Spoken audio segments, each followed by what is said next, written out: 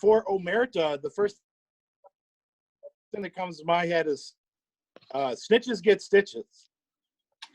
And among my good that is actually kind of funny. What I have is 3 quotes. The first one is from Best State. He did a lot of research on the mob and criminal behavior throughout history. When plunder becomes a way of life for a group in a society, over the course of time, they create for themselves a legal system that ought and a moral code that glorifies it. Then from 2 better known ones, run from a knife and rush a gun. I've heard that one. Be careful who you call your friends. I'd rather have 4 quarters than 100 pennies. Thank you, Mr. Toast. Nice. Thank you so much, Tom. This theme is for sure. Our jester, Ismail, do you have a jest, possibly about the mobs?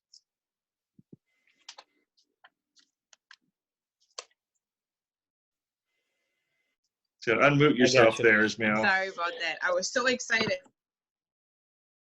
I was so ready, and then I heard. So good morning, everybody. Good morning. The mob is, omerta off. It's what goes on in the mob stays in the mob. So my joke is going to reflect that. Father asks his son, if the police come to us and they're looking for money, what are you going to do? And the son says, or he said, where are you going to hide the money? And the son says, the casino. And the dad says, that's a good job, son. So later on, he's telling all of his friends, and they why. And he says that we learned in school that the police are not allowed to perform illegal searches in Caesars. Ah, So very he nice. was keeping the omerta about the money. Use the word as well. Our timer, Michael Licata. What are you doing for us today, Mike? Good morning, Mr. Toastmasters, and our guests. One quick mob story I have is Len mentioned the Magadino family, and I'm fortunate enough to study under Lee Coppola, who actually had mob informant mafia, and he was actually portrayed in a mini series that came out in the 90s. So he is the foremost expert on the mob. My job this morning is to make sure that everyone comes into time. I have a tablet with the normal Toastmasters timer this morning, and everything is timed, and I will check back. Thank you very much. Thank you, Michael. Yes, round of applause. Our Jester Master, one of our newer members, Beth Bank. What are you doing today in your role of Jester Master? I will be looking for gestures and how things, which is a little bit difficult on this with the tiny little people, but I will try to be looking for good gestures, what makes your speaking better, okay? And so we did look up online Beth Smiley, and I am co-owner of a speakeasy. Nice. Thanks for playing along, Smiley. And I have a covenant. We run the speakeasy together. Kate being a speakeasy owner, Kate and Beth being speakeasy owners, I don't see that at all somehow.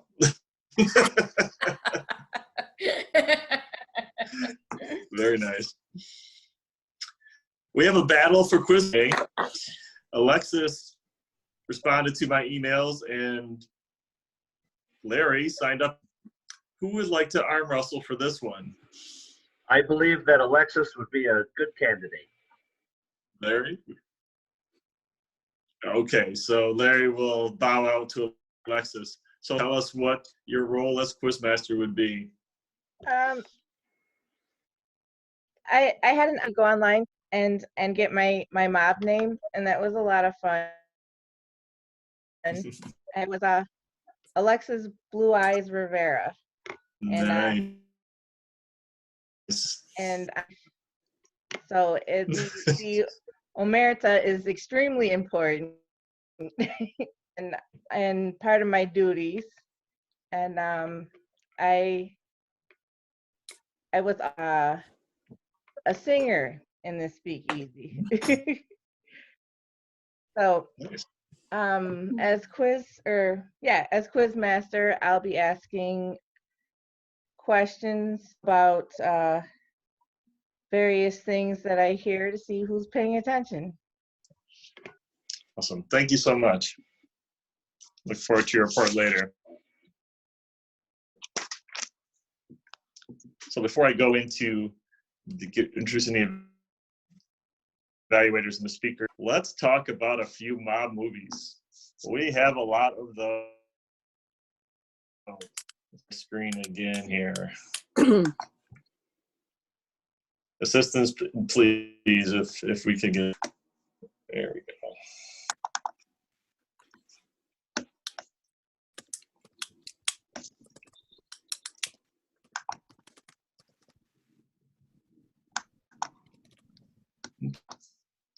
So the Godfather series is definitely the biggest mob series there is. Who can forget these guys with the horse head right in the middle of the bed, murdering left and right, all the amazing quotes. They're long, but if you can tolerate long movies, they're good. Scarface, introducing him to his little friend, right? Al Pacino. Chainsaw scene in the shower, bloody as could be. The Untouchables, definitely a good movie. I know Eric is a fan of this movie, and Carol is as well. Not going to talk too much about it, but definitely a good flick. And the more current one on Netflix was The Irishman, also long, talking about possibly what happened to Jimmy Hoffa, if you're interested. But they have Joe Pesci, De Niro, Al Pacino. These are all great mob guys.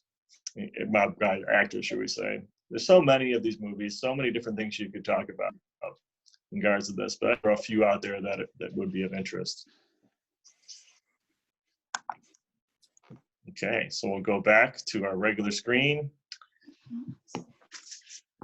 And we will also, I will also talk about another movie, Donnie Brasco, which I didn't get a clip. He was like an FBI informant for years. He is a great movie on that too. Don Wahlberg is involved with that one. So our first evaluator for speaker is, let's see, Mark Campos. In contact with Ryan Flore, and you can talk about what he's going to talk about today. Mark Campos. I did, Mr. Toastmaster, but far be it from me to question you, but table topics first. Oh, okay. Yes, thank you. Margot's like, what about? No, I figured you'd just put me at the end. This is what happens when your printer's on the fritz. I'll write out the list here. So thank you for keeping me in order here. Margot today. Absolutely. Thank you, Mr. Toastmaster. First of all, welcome, Joe Budnick. I saw you logging. So we have another guest. Howdy. Hi, Joe. So everyone remembers, timing topics is 1 minute 30 to 2 minutes, and Mike will give you the buffer of 15 seconds either way. You remember to use the word omerta, and I guess I'll start with a softball since Gerald ordered a little bit. So nicknames are very common. When I've written murder mysteries, every time we've had names, as Nancy can tell you. She's had a few of them. Tom's had a few of them. So I heard Lucky Luciano, others. So I was wondering, Moklis, if you were a gangster, what nick? Why? If I were a gangster, I would be a god. Who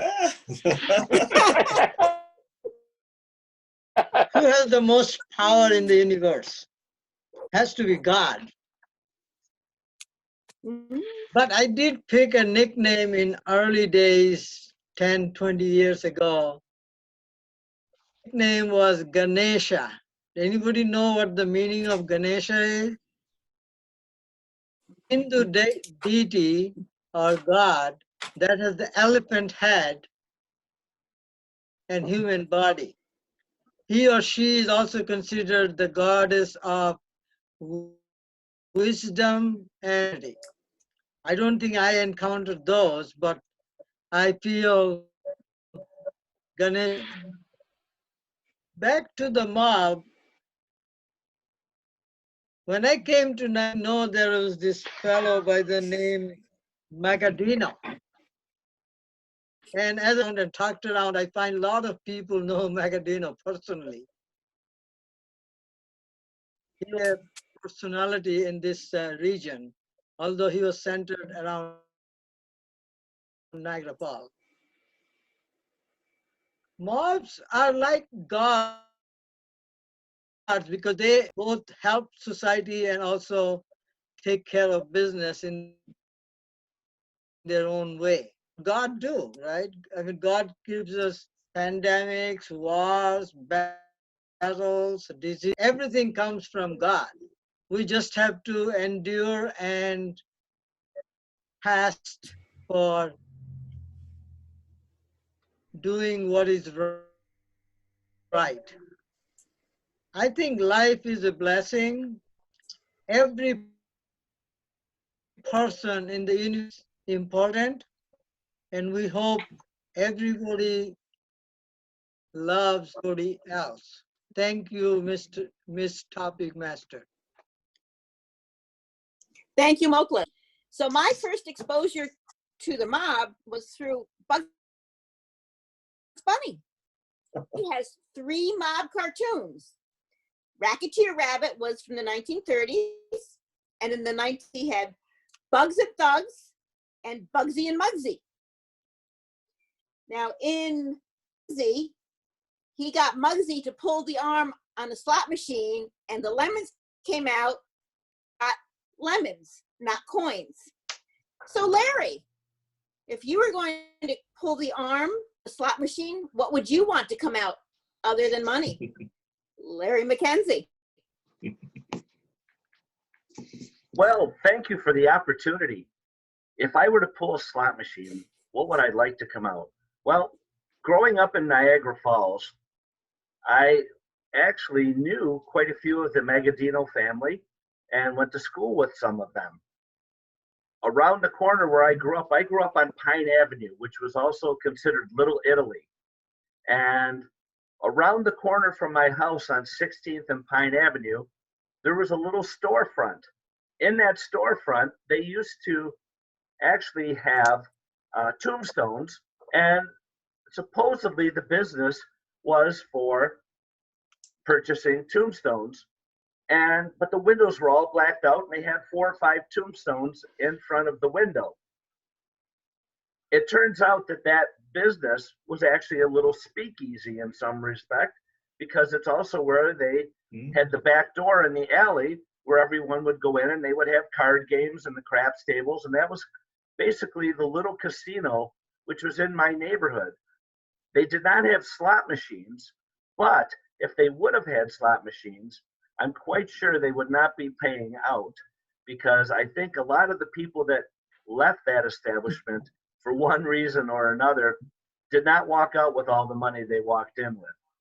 And that's typical whenever you attend or go to a casino, because basically if you're going there to try and be a millionaire or to win something, you're not going to have that. So if I were to play a slot machine and I would want something else to come out of it, I believe that I would want it to actually, when I pull that lever, to give me some shots of tequila that would make me feel really happy about putting that money in there, because after the fact, I would have nothing to show for it except for a happy time, especially if it was just like the other day, Cinco de Mayo.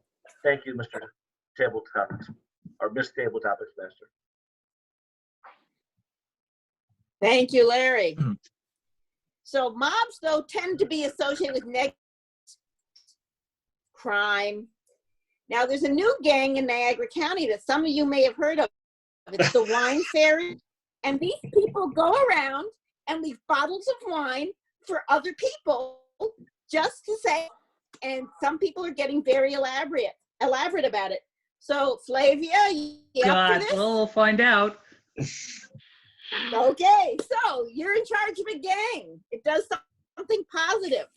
And don't forget to use the word of the day and stick within time. Yeah. Well, what I deliver? Well, right now being home 4 days a week and bored out of cooking and baking. So I guess it would be the baking bun. You know, I have stuff to make cinnamon buns after this is over. So one thing when you're living up where it's cold, you got to put on a few pounds to keep the cold away. So, you know, and because so careful where I work, there's a lot of omerta there. We have to bring all our stuff in so people can see it. So a nice covered bowl with a lot of baked goods goes really far. Because, you know, it is a line, and, you know, there's the stereotype, believe me. It's the coffee and that are running around that place, to say the least. So, yeah, so we're go around, we'll give people something nice and sweet to eat, and then take our cars and go sit to the beach, park, and watch the waves come in off the lake. That's so we can get through this time together. So it's our little pact to stay together. Okay. All right. Flavia. Mr. Timer, may I have a timer's report, please? Thank you, Madam Table Topics Master. Mocha's came in at 212, came in at 208, and Flavia came in at 133.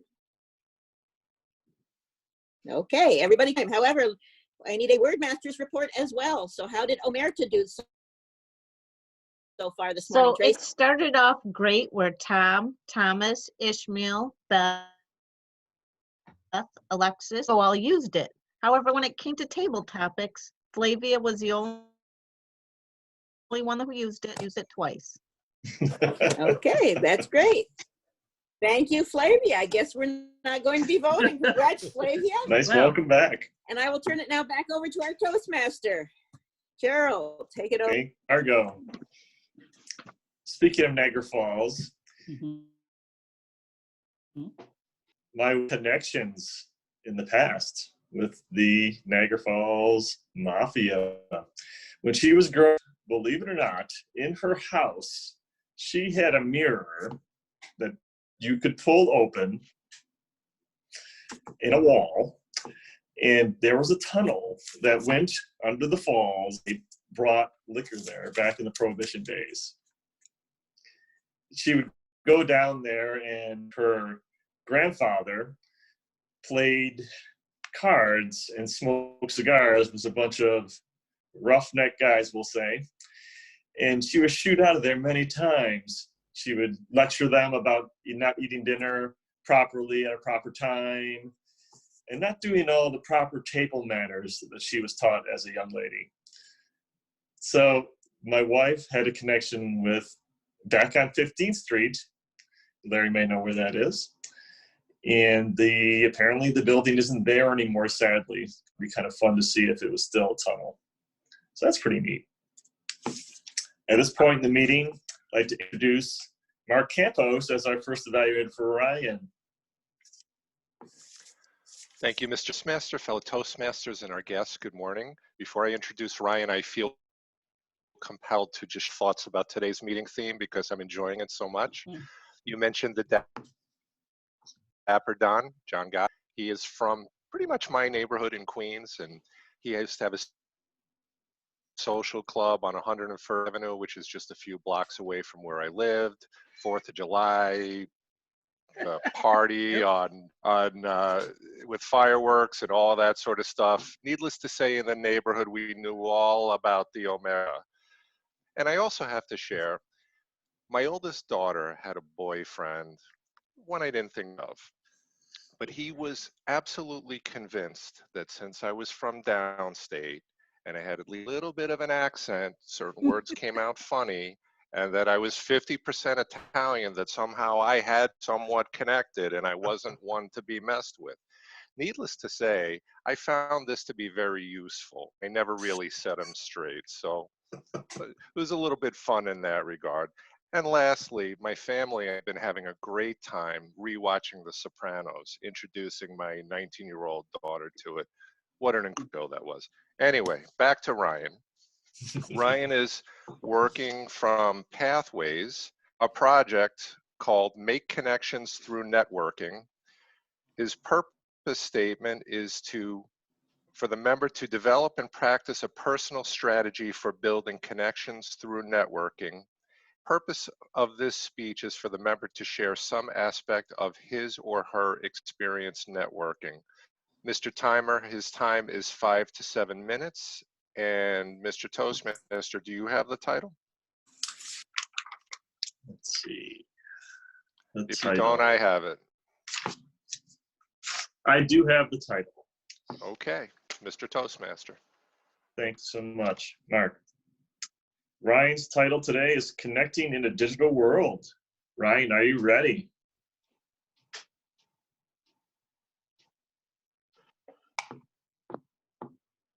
Ryan. Mr. Can you hear me? That's step one. Okay. I can hear you. All right. Excellent. Well, thank you. Good morning, fellow masters. Morning, Ryan. In networking, morning, there is no room for an aumento. The idea is that you talk to, communicate, and connect with as many people as possible in an efficient manner, in a way that makes you memorable, and in a way where later on they'll remember your name. The phrase connected like Legos. I think everyone here knows someone with that reputation. If we think back to our earlier days in elementary school, it was that kid, maybe at the end of the table, maybe around the corner. He always had that extra carton of chocolate milk. When you looked to high school, there was always one kid with a fake ID. He knew everybody. He knew every connection. By college, it was whoever could get you into an event, into a party, into a house. When we link it to the mob, it was the boss's consigliere. It's the right-hand man, fount of knowledge. But by the time we're adults, it's become a little bit different, but with the same undertones. It's the person that knows everyone. Maybe as you're walking down the street and they know everyone and they wave at everyone, or maybe everyone waves at them. And as you look at them wondering, how on earth do you know this many people? They might have no idea who that person was that waved at them, but it always comes to them later.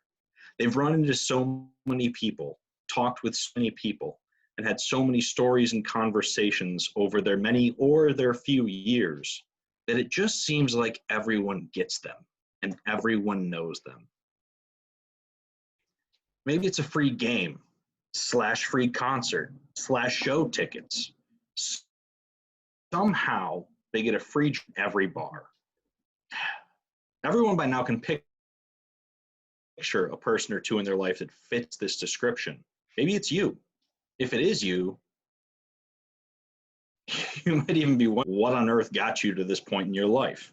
If it isn't you, I bet you're asking yourself right now, how on earth did that person manage to do that? How did you connect to so many people? How did you remember that many names, that many important events? How did you even know their children's names? Maybe they're extroverted. Maybe they have a great memory. Maybe they've just talked to them so many times that it's like second nature.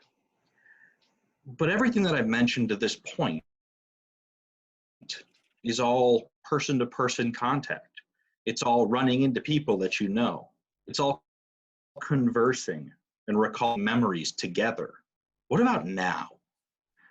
COVID-19 has done a lot of things. We can argue about the benefits and the pros and the cons, but one thing that is for certain is that it's brought changes. And in those changes come a much more separated physically world.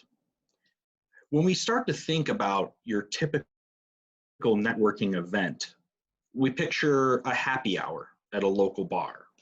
Maybe we picture a gathering at a library or theater or club. Everyone's there, shaking hands, introducing themselves, talking to others. There's a famous, almost useless topic out there called the elevator speech. And in it, you're supposed to take 10 to 30 seconds to briefly run through a litany of things that you can do, have done, and why you should be remembered. But the reality is that people don't remember you for your 10 to 15 second elevator speech. They remember you from the stories that you tell, from your nature in interacting, and your humor, good or otherwise. We all know the best teller of dad jokes. We all know the worst teller of dad jokes. But the idea is that now as we go through and we try to figure out how to do this in a digital world, the platforms have all changed. We can't shake hands. We can't walk the hotel lobby. We can't go out to a club or a bar and meet people. So how do we do it? Really great question that we're only really scraping the surface of right now. Oftentimes, I would interact with wholesalers. Several times a month, I would get contacted by people that want me to sell their products to other people. It's a fairly typical thing, and it's always worth maybe an open bar, free dinner, until taking those meetings. But now, in the digital life, those wholesalers have had to adapt. And in my most recent experience with a wholesaler, they tried to get a room of 50 people in a Zoom meeting. Well, let me tell you, a 50-person networking event stuffed full of salespeople and extroverts is chaos waiting to happen. If you've never kicked a beehive, and I don't recommend it, you might picture the swarm of voice and buzzing and things just coming at you from all directions. 50 extroverts in a room this big, all trying to get their voice heard. I shook my head when I joined, and about 45 seconds later, I left. We have to figure out a better way. And so I reached out to the wholesaler that hosted the event, and I did a one-on-one meeting with them. And in an email weeks later, he said, "Ryan, I really appreciate your feedback. And I really appreciate how you stepped up and informed me, because that meeting actually went on for an additional 45 minutes. I didn't really get anything out of it. I didn't learn anything about any of the other individuals except for a guy that we'll just label Gary, who was loud and boisterous and would always talk over everybody else in order to get his point heard." And so I thought about, really, we're lacking in social niceties when it comes to the digital world. It's an incredible transformation from, again, a hotel lobby where we can move from a group of 2 or 3 people to another group of 2 or 3 people and maintain low volume, indoor voice conversations. And as we look to the worlds of LinkedIn and Zoom meetings and Join Me, and we see the plethora of options available before us, we now have to fine-tune a set of skills that is completely different than what we're used to. And those skills include being able to have an active dialogue one-on-one with a small, tiny black circle at the top of your laptop. You have to show an understanding for technical difficulties. When you're in person, there are no interruptions, pause screens, lag time between words and sentences and clipped phrases. There seems to be a lot more repeating necessary in this online digital world. But what I've learned is that it still comes down to the same basic tenets of a conversation. You must be polite. You must be on time. You must be confident. And you must be a human. And that last point brings most importantly and most true. Despite everything, despite our 6 feet of distance, despite our new digital world, being able to understand, being able to respond, listen actively, and pick up on conversational cues across a camera and a laptop still brings the close connections that we crave. We just have to be willing to be patient, be kind, and continue to adapt.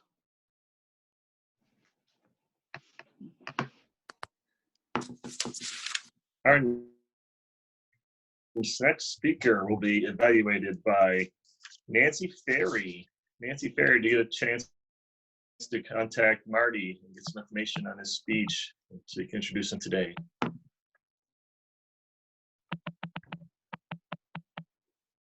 Nancy, are you there? I'm trying to unmute you, that's all. I am here. Thank you, Mr. Toastmaster, fellow Toastmasters and guests. We'll be speaking from the Advanced Communicator Manual, Humorously Speaking Manual, I guess the sub-manual. The speaker is to have, is to leave. Speaker is to leave the audience with a smile. The title, do you have his title?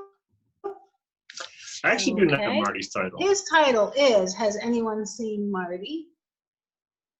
And I will be looking for effective eye contact in the Zoom audience, becoming more effective with rate of speech, story setup, delivery, and pause, and a twist at the end. And who's the timer? Timer is Mike Lacana. 5 to 7 minutes. Thank you. Thank you, Nancy.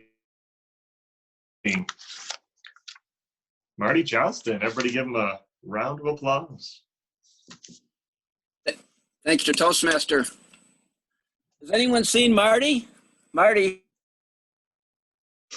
Marty, where are you? You're up next to speak. Where are you? Oh, here I am. I got my foot in this roll of toilet paper in my toilet paper fort. And that's why I was a couple minutes late getting onto the screen here, Dr. Gerald. Thank you, Mr. Toastmaster. I've been hoarding the commodity of toilet paper, and I built a fort. No, just kidding. Fellow Toastmasters, Mr. Toastmaster, this morning I would like to share with you a few ways that this crazy COVID-19 pandemic has affected my life and the way I do things. And I'd like to start off with the use of this fancy mask that I have.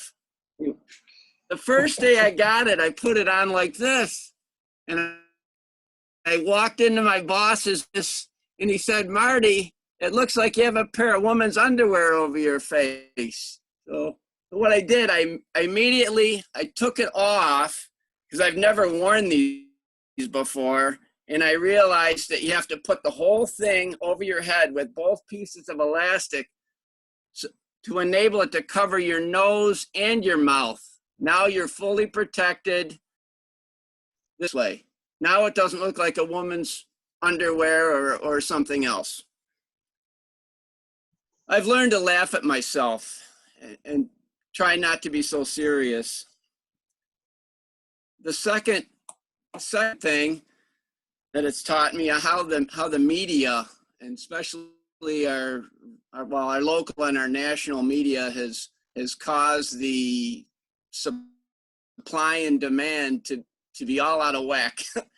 And a great example is this item I have, this sanitizer, and I hope none of you are trying to crawl through your screens to get this, because even though it's been in stock at all the major retailers, it's pretty interesting. Some of the local distilleries are making their form of hand sanitizer.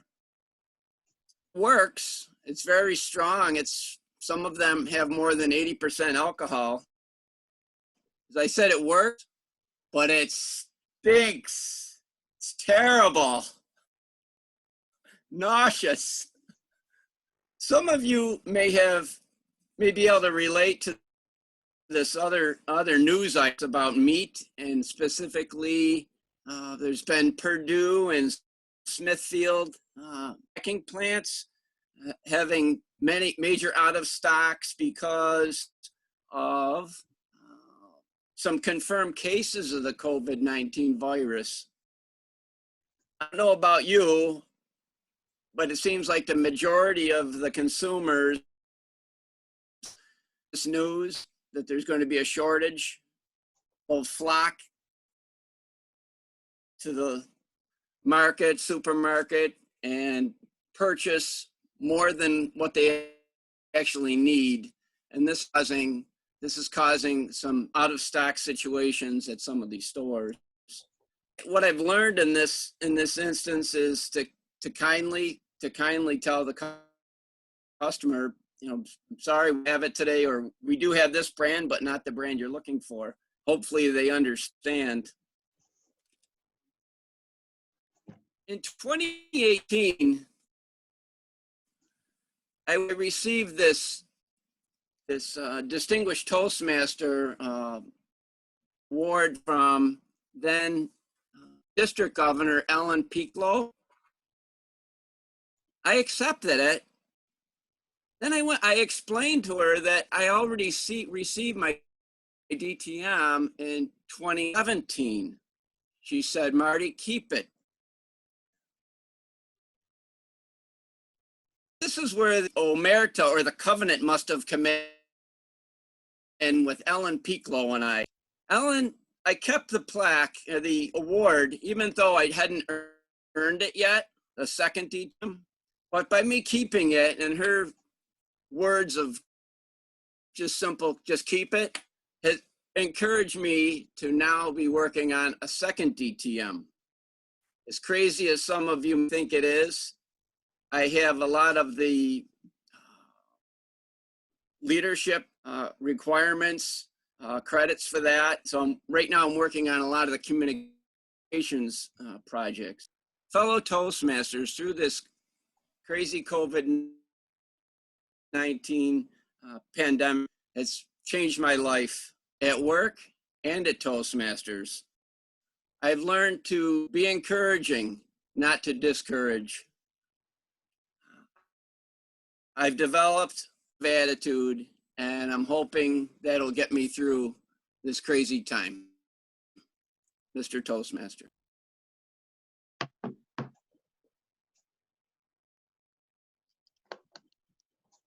Jackie, I know you contacted Carol, because I talked to Carol.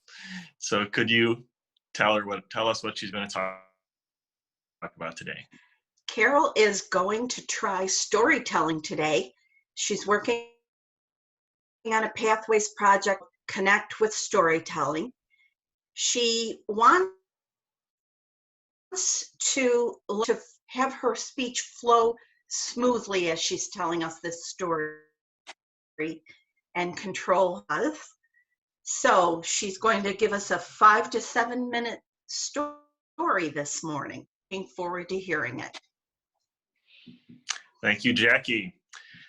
Carol's title is The Untouchables. Carol Halstead, please welcome her. Mr. Toastmaster, fellow Toastmaster and guests. There's talk of the mob. The movie that most people think of is The Godfather. However, in my case, it's always been The Untouchables, the 1987 film. The scenes, the music, and the characters just come together to make it such a blockbuster, talking about the era of Prohibition in Chicago. You have Robert De Niro as Al Capone. You have Kevin Costner as Elliot Ness, Sean Connery as the seasoned cop, Jimmy Malone, and Andy Garcia as the rookie cop. One of the first scenes is a little girl walking into, which probably was a drugstore that had a counter to eat at, and she sat down, and there was a man at the other end of the counter, and he had a briefcase sitting in front of him. Well, all of a sudden, the man touched the briefcase, and then he walked out. The little girl looks over and notices it sitting there. And so she ran, picked it up, ran outside, and said, "Mister, you forgot your briefcase." And then quite a scene follows that. And then there's Jimmy Malone giving Elliot Ness advice on how to get Capone. And he says, if he brings a knife, you bring a gun. If he sends one of yours to the hospital, you send one of his to the morgue. That's the Chicago way. Then there's a big banquet room and this large table. There's Al Capone and all of his cronies together. And Capone has a baseball bat in his hand. And he's walking around the table, kind of gently swinging it. And he says, a baseball team is only successful if everyone is a team player. And he said, if someone isn't, something has to be done about it. And you notice one of them at the table profusely. He may have not stuck to the omerta.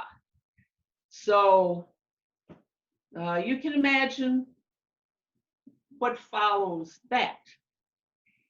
And then you see Malone's apartment, and you see a couple guys outside of it. And the view the camera gets you is through each one of the windows. And you watch him walk down the hall through like the kitchen window, the dining room, the bathroom. And then all of a sudden, from the perspective of outside to in, is someone is coming in through the bathroom window. And he walks in, he sees Malone at the end of the hall, appearing like he's putting a record on the phonograph. And this intruder has a knife in his hand, while when Malone turns around, he has a rifle.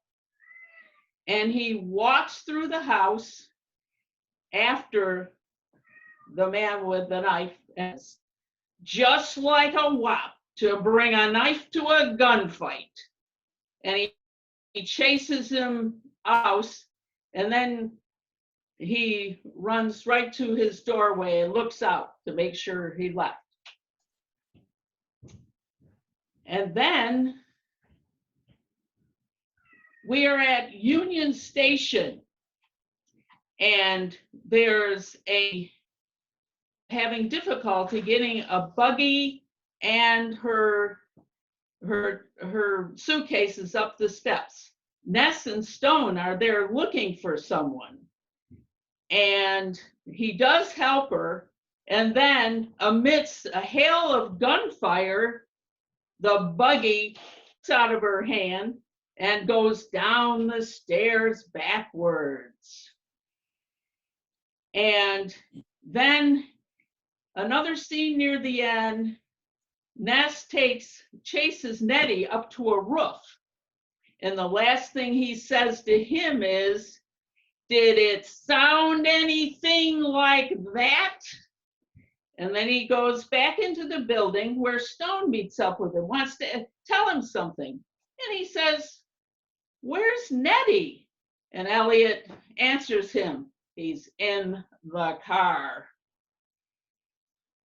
So I do hope that with these illustrations, I have perked your interest in this movie.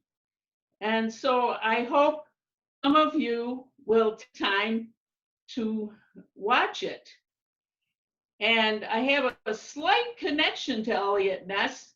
He died in Coudersport, Pennsylvania, which is very near to where my father was born. And I visited down there a lot in the 50s at the time when he had a massive heart attack and died at the age of 54.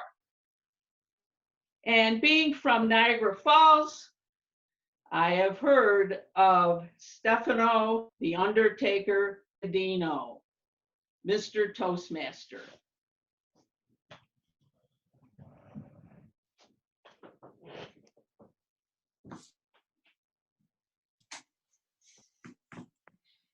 From Michael Licata. Thank you, Mr. Toastmaster. Marty and Carol Ann came in at time. Unfortunately, Ryan went over, and that is my report. Thank you very much. All right, thank you. So hopefully Larry will bring a survey up for you to vote. There it is. So choose the speaker. And if you could also, I'm not going to do that myself, so you can see my screen. Also,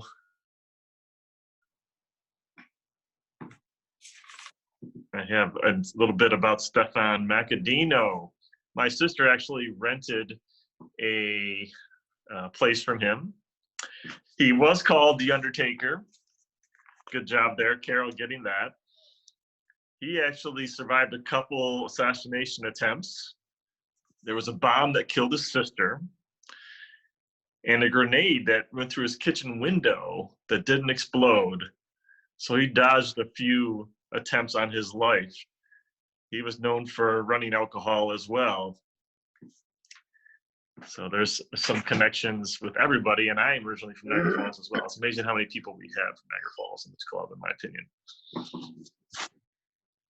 So that's what I have for that. So the first evaluator, Mark Campos, if you could do your evaluation, that would be awesome. Okay, thank you, Mr. Toastmaster. Fellow Toastmasters and our guests, good morning.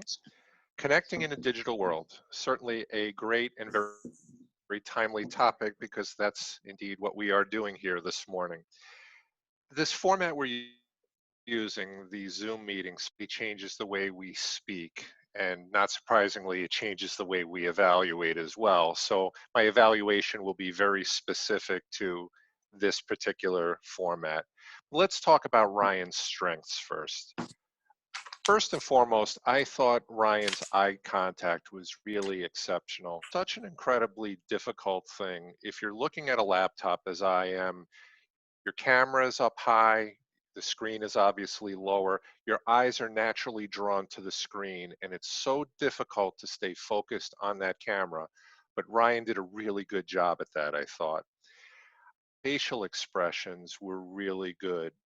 Slight smile here and there. I thought that was really excellent. And I think he's got a really smooth speaking style overall. And what I call his pacing of how the speed and cadence of his speech, I thought was, really excellent. Now, given these strengths, I think Ryan could be even more effective in just a few ways. Ryan, I would be mindful about sitting in front of a very bright window. It sort of gave you an overexposed, albeit angelic glow behind you. And I have to add, though, that I just got up and closed the blinds behind me because I realized I was doing the very same thing, and I wouldn't want to be a hypocrite. Additionally, I think another thing that would be helpful is to maybe raise up your laptop, set it back just a little bit, then we could see a little bit more of your gestures a little more clearly, I think. And with regard to gestures, I felt over time you really warmed up in that regard. One thing I would ask you to be mindful of, there was a point where you made a gesture and you parked your hands sort of like this for maybe a good 30 seconds, and that's all I could lock in on. So just something for you to be mindful of.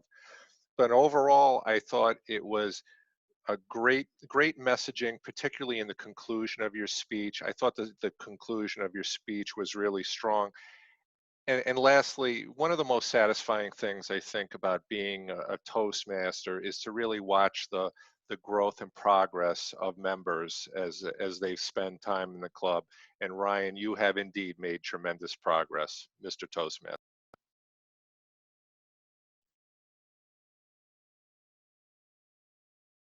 Ferry, are you ready?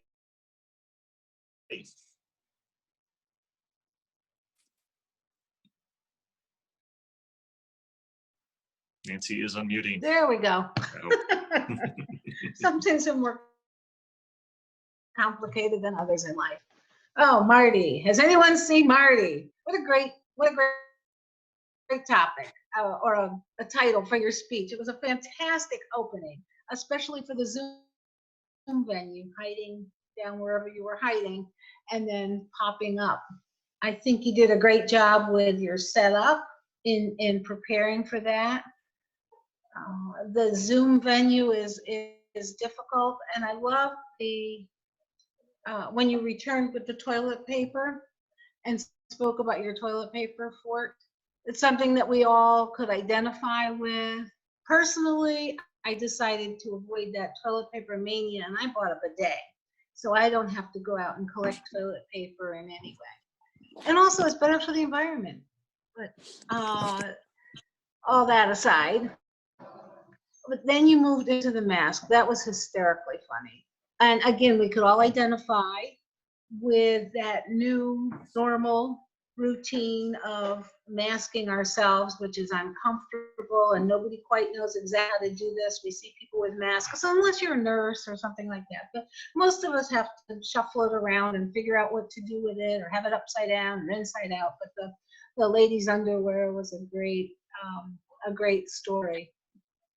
I think your rate was, it started off great and then it slowed a bit in the body of your message. You took the opportunity to take some pauses and breathe and not speak so fast that we couldn't catch on. I would suggest that in the message, what you asked me for was a twist at the end. And I was waiting for this great twist, Marty, because I know you've got it in you. You always come up with a twist or a humorous thing.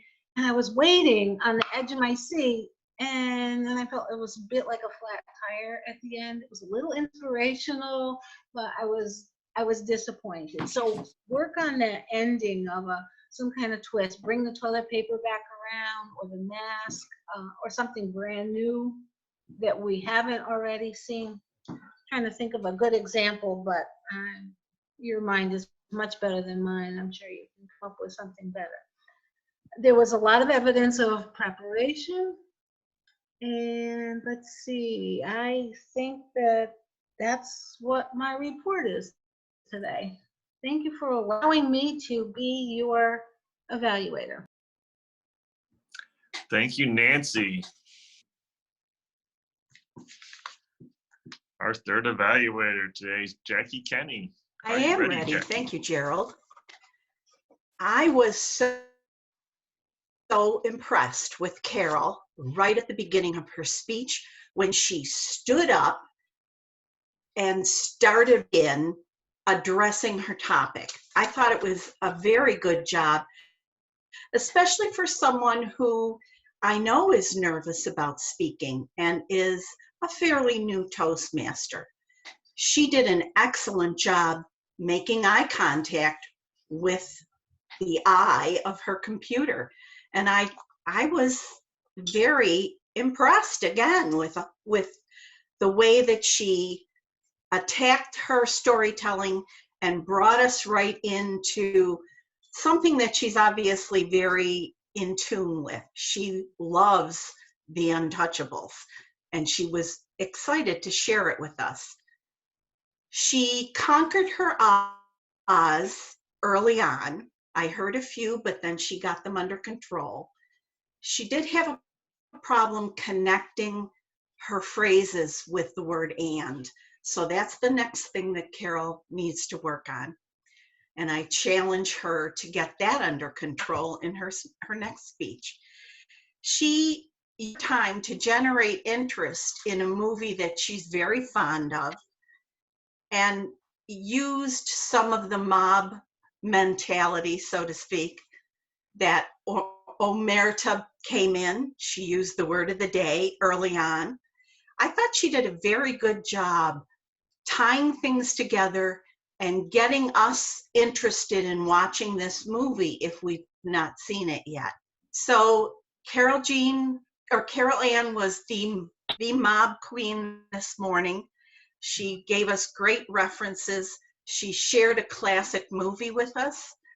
And I've decided, rather than look up a mob name for myself, I decided my mob name should be Ma. So good morning, everyone, from your Ma.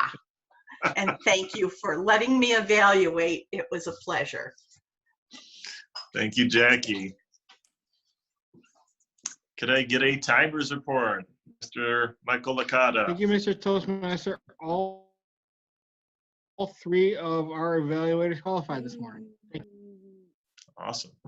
So take a second to vote for our evaluators. There'll be a poll coming up shortly.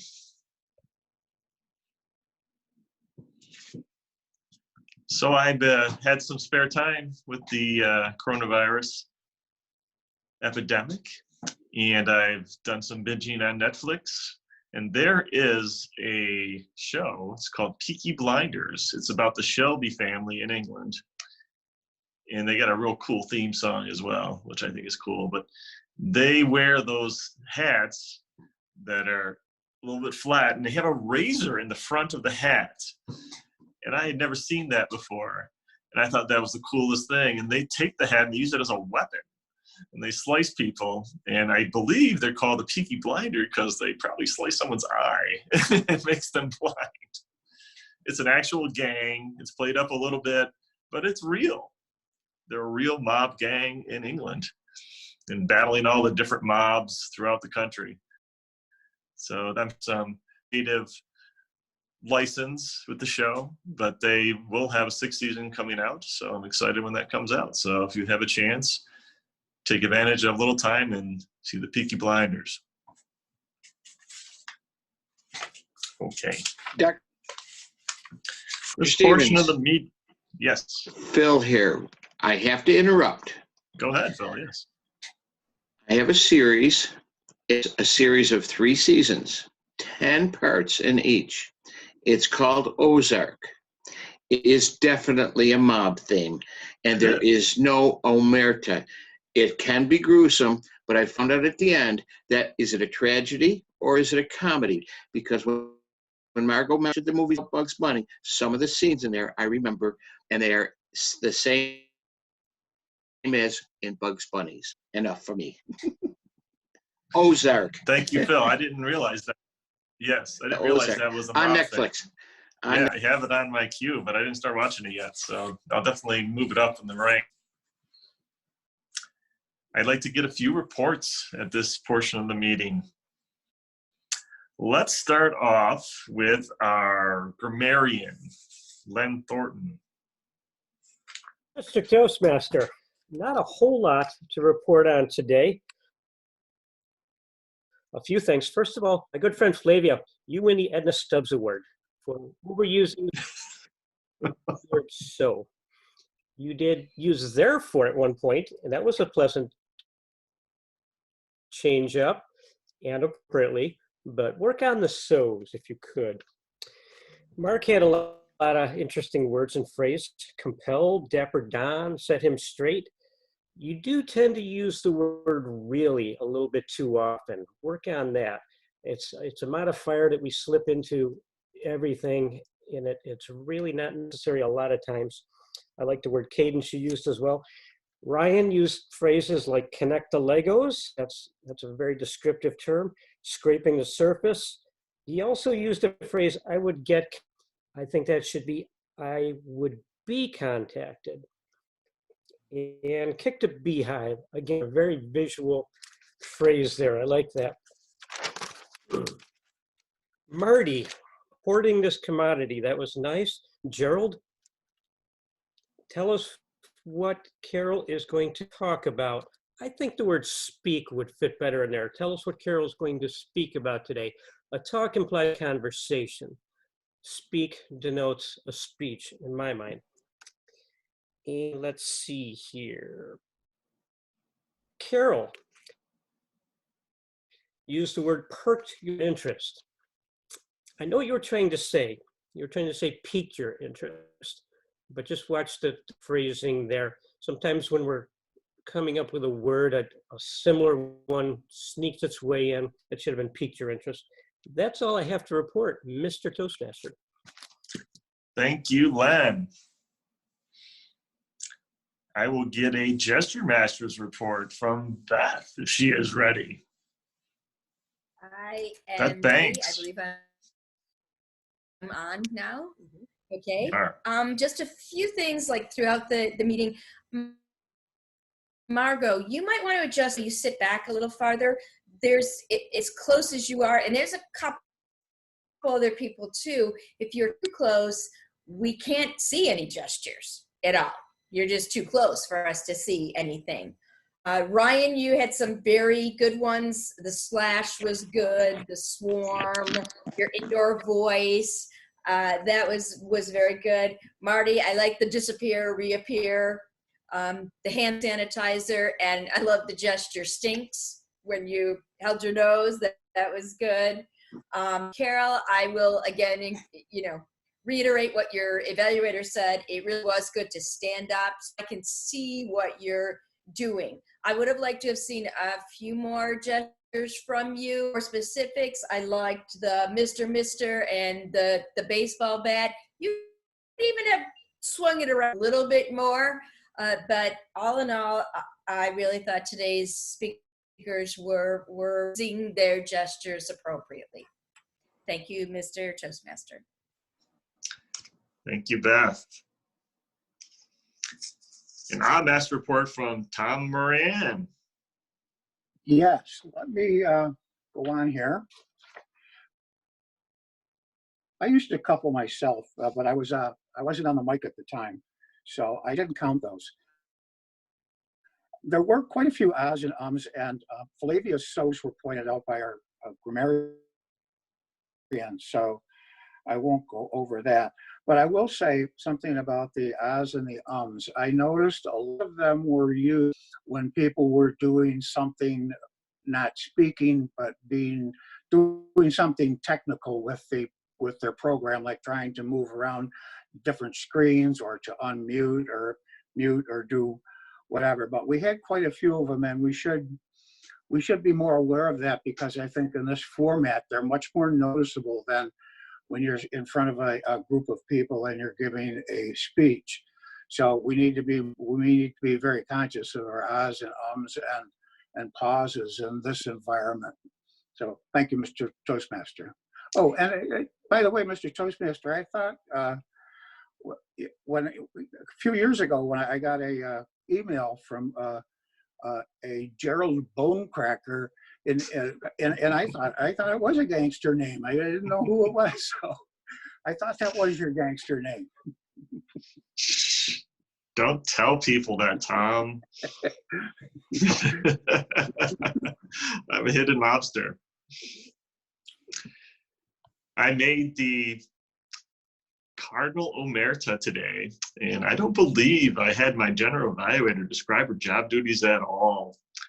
But Katie did step up as my general evaluator, and hopefully she has a report for us today. Sure, Katie. I do. I signed up online. I thought maybe someone emailed you and booked me, or we were going to skip it. But thank you, Dr. Stevens, Bonecracker Stevens, for stepping in last week. For anyone who wasn't aware, he volunteered last week. when we knew our other teacher on the schedule couldn't do it. So I appreciate you volunteering and also working out your tech issues right in the beginning about the echoing. And go team, go Len, Larry, whoever assisted, that was appreciated. So nice job, Gerald. Thanks for the suggestion to visit the Mob Museum. I didn't see the email to wear yellow, greater name. I will be running the speakeasy with my mom, Smiley. My name is Lemon Yellow because I'm Lemon, and our headliner is obviously Blue Eyes Rivera at our speakeasy. Anyway, I thought that this was a fantastic topic. Ever since you mentioned it during our social hour last Thursday night, I've been excited, and you did not disappoint, along with the rest of our Toastmaster gang here this morning. I appreciate what everyone shared. And I also agree, I was glad you mentioned Peaky Blinders because that is one of my favorite shows. I love Cillian Murphy in the role as Timmy Shelby, and I loved the season that Adrian Brody was in, and he was an Italian-American mafia boss. I loved that. I love that show. In any case, I'd also love you to recommend, I see lots of recommendations going on in the chat bar. As I'm a history teacher, there are a couple of Netflix shows, if any of you haven't seen, that would be more historical, but dive into the history, the Italian history of today's mafia, and just the effects of older Renaissance Italy. And that would be the Medicis and the Borgias. If you haven't watched the Medicis and the Borgias, watch them if you're into these kinds of gang-related or mob-related shows. Anyhow, back to the meeting at hand and our evaluators. I thought all three evaluators did a fantastic job evaluating these speakers. I love how Mark pointed out that the particular virtual format is different, and Mark's vocabulary and language is so rich, and you always sound so intelligent and casual at the same time. I don't know how you do it, but it is exceptional, like you used that word, exceptional. Pacing, cadence, good advice on the light being too bright, although, and albeit angelic. But then you also pointed out how we ourselves can learn from evaluating when you noticed your own light being an issue. So I thought that was fantastic. Nancy, I have to say, I just love that you bought a bidet, and I tried to keep paying attention. No, I did. Seriously. I think that we're engaged in Marty's humor. You brought that out. You gave him great advice to end in some stronger way. I agree. And your fan was a bit distracting. That is all I noticed as far as that. Perhaps sit back from your screen slightly, like Mom had mentioned. And Jackie, excellent positive start of being impressed with Carol's start and her eye contact and the excellent chat hands that string the thoughts together. I love that you called Carol the Mom Queen. Thanks for that, Ma. And I have to say, I'm curious about the books behind you. Maybe during Post Toasties, you can explain that stack of books behind you. I think that's my full report, and I'll hand back to Mr. Toastmaster today. Thank you for your report, Katie. I would be remiss if I did not have one of our newer members, Alexis, tell us or ask us a form of a quiz. Alexis.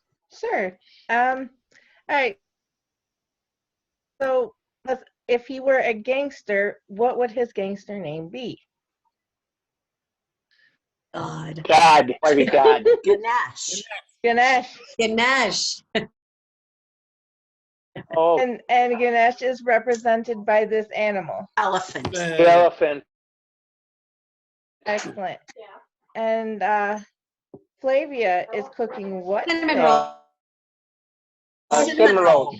And Mark Campos is rewatching this with his Sopranos. And Ryan said that this characteristic is most important now that we're in the digital Communication, connections. Connecting. No, behavior. Being nice. Human. Being Yes, human. yeah, that's very important. maintain humanity. Carol said that Andy Garcia played this role in The Untouchables. The rookie untouchable, the new member of the team. Rookie, very good. That's all I have. Thank you, Alexis. Good job. Good job. And my last report, I'd love to save the word master for last. Tracy, how did we do with the second half of the You meeting? did well, and I have to tell you, it's Tracy Peanuts Farrell because I'm in competition with Beth. I have my own speakeasy. The word did do well. Mark Carol, Phil Russell, and now you, Gerald, used it after the table fix. And we all know that in Toastmasters, we keep the omerta. What happens in Toastmasters stays in Toastmasters. Absolutely. Mr. Toastmaster. Thank you, Tracy. Before we do the awards, I would like to get from our guests. We have a few guests today. Joe Budnack, how do you enjoy the meeting? Miss everyone. My heart and soul is still with all you guys, and I'm actually glad that we have these little meetings here online so I can connect with everyone. So great today, everyone who spoke. So miss everyone, and I'm happy to see everyone.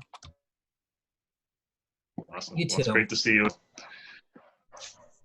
Paula is one of our guests. Paula, how do you enjoy the meeting? My mob name was given to me by Dave Licata about 35 years ago, which is an Joy Cozy Sweet. What? Yeah, Dave Licata gave me that. It's Aunt Bundle Joy Cozy Sweet because she's always full of good news and she's warm and inviting and she goes above and beyond to be nice to people. And when I first met her, she was doing extraordinarily nice things that I couldn't, it was freaking me out. So I had to nickname her Aunt Bundle Joy Cozy Sweet. As I had history with this club. I love listening to all the new people. And I must mention the fact that 35 years ago, really was a word that was brought up constantly. Thank you so much. And Flavia. Yeah, everybody again. So I did check it. I am also Moneybags. But okay.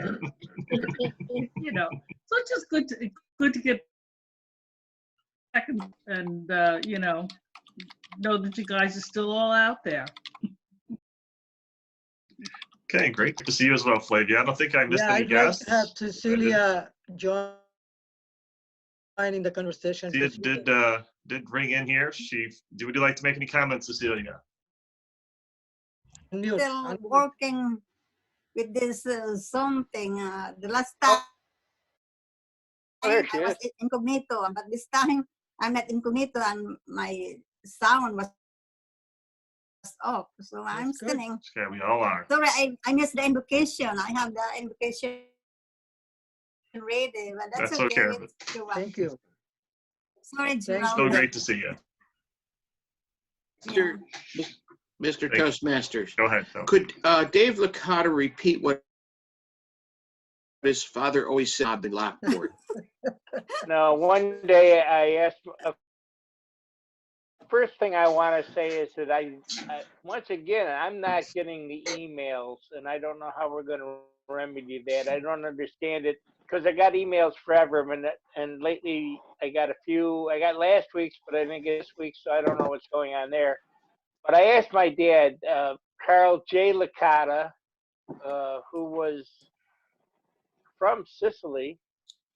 His father was from Sicily. And I said, Dad, you think there's really mafia in Niagara County? And he said, yes, son, there is. But it's not Italian. Really? And I Was there? can't believe at a meeting it was mob themed. I wasn't called on for anything. My first apartment was at 1264 Pine Avenue, across from St. Joseph's Church, where the FBI would wait for weddings and funerals so they could take census. I sold advertising for WJJL Radio to Peter Magadino, Stefano's son. I got so many stories, but you know what? Next time I'm Toastmaster, I'm going to borrow this theme so I can share all the wealth of stories I have. Looking forward to That's awesome. Thank you. Oh, I'm excited for the follow-up. Okay, Larry, we get the winners for our meeting today. Yes, thank you, Dr. Gerald. Wonderful Kenzie. job as our Toastmaster today. And Dr. Gerald, if you can see right over my shoulder, there is Stefano Magadino and all the money. And I did look up my mob name, and it is Larry the Eggman McKenzie. Who'd have thought? All right, we had a wonderful meeting today with a great theme, and our winners today, drum roll please, and the winner of our table topics, Flavia. Flavia was our table topics winner today. Yay! Now, our best evaluator, Mark Campos with the win. Mark Campos, our best evaluator today. With Thank the you. win. Yay. And for our speaker role, our top speaker of the day for the mob theme, and also use the word of the day in their speech, please, a nice round of applause for Carol Ann Halstead. Carol, great job today, our top speaker. And I want to thank everybody for attending our meeting today. And before we adjourn our meeting, we do have a few announcements, and I am going to ask Ryan. Ryan, could you please share your announcement with us? Absolutely. So those of you who were at the meeting last week know that we did some screenshots and some collaboration to create a flyer for our open house next Thursday, May 14th. So I am now going to share with you the results of that so that we can get this thing published and shared on social media. Let me bring it up real quick here. All right. Can everybody see that? Yes. All right. So everybody got to be, a lot of the members got to be involved. We got the join us for our not quite back to work spring open house. We're worth getting up for with the meeting ID, time, and URL. So this will be going out on public airways and social media channels to make sure we get guests next week. Feel free to go to the AM Lockport Toastmasters Facebook page after it's posted to share and get friends, family, etc. involved and invited next week. Thank you, Larry. One quick quote. One quick quote. Did everybody notice in the last Toastmasters magazine that Toastmasters is teaming up and partnering with Rotary? Yeah, I saw that. Yes. And it might be interesting to invite the people from Rotary into the Toastmasters organization to share ideas. Tracy Farrell, you're in Rotary, right? Yes. Have they mentioned anything about that? It and is they exciting. just before all of this hit, they did mention it. So I think probably next year it would be worthwhile to do a demonstration meeting for it. And I think they would use it as a educational type program because that's part of Rotary, learning how to be I better also got businessmen. approached by the downtown Niagara Falls Rotary Club. They have to venture with us, and I keep telling them, come to Lockport, come to Lockport. You can learn fast and good, especially with Zoom. So yeah, downtown, yes. Muckless, you're the only person from Niagara Falls that knows how to get to Lockport. You charter a bus. Especially 6 in the morning. You'll have to charter a bus, Muckless, and put people in there. Maybe that's what we will do. Are there any other announcements this morning? You'll have to. Yes, I have 2 announcements this Go ahead, Kate. morning. Yep. Can you hear me? Okay. The first would be the social hour is again happening tonight. Same link as last week, but I'll email that out again. It was great. We had 15 members come and go over the hours last night. In fact, we ended those who lingered and after 10 p.m. We had initially said 7 to 8 p.m., but clearly some of us want to chat and connect. So that was awesome. Second announcement would be, like Tracy just mentioned, thinking about next year and planning and moving forward. Our next Toastmaster year starts July 1st. I'm your immediate past president, and my last job as that role will be to set up the slate of officers for next year. If anyone is interested in being an officer in this coming year, please let me know. I'll reach out to folks, but I'd love to hear for volunteers first. Thank you very much, Mr. President. Eggman McKenzie. Thank you so much, Kate. And I do appreciate that. And so, as Kate said, if you are interested in taking a part of the leadership of our AM Lockport Club, please reach out to Kate and she'll make sure that your name is part of our ballot for that. And are there any other announcements this morning? I have a question. Sure. It goes to our personal lives. What we do a lot is the Celtic Festival.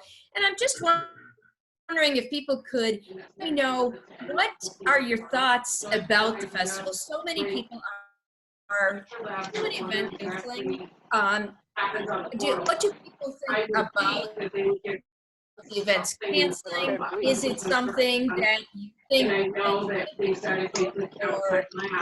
they should go on? I think they're doing it all prematurely. We need to talk about it right now. I agree, Phil, that things are somewhat premature. Maybe during post toasty, send us an email. Yeah. Sounds good. Yeah, we have. Well, what I am going to do is, if you would like to stay for post toasties, we will remain on the feed. But for right now, what I'm going to do for those of you that do have to depart, either for work or whatever the case may be, thank you. You know, it's definitely worth getting up for. And as the Golden Girls would say, enjoy your morning. Thank you for joining us. See you all. Open house next week. Okay. Now, the meeting is officially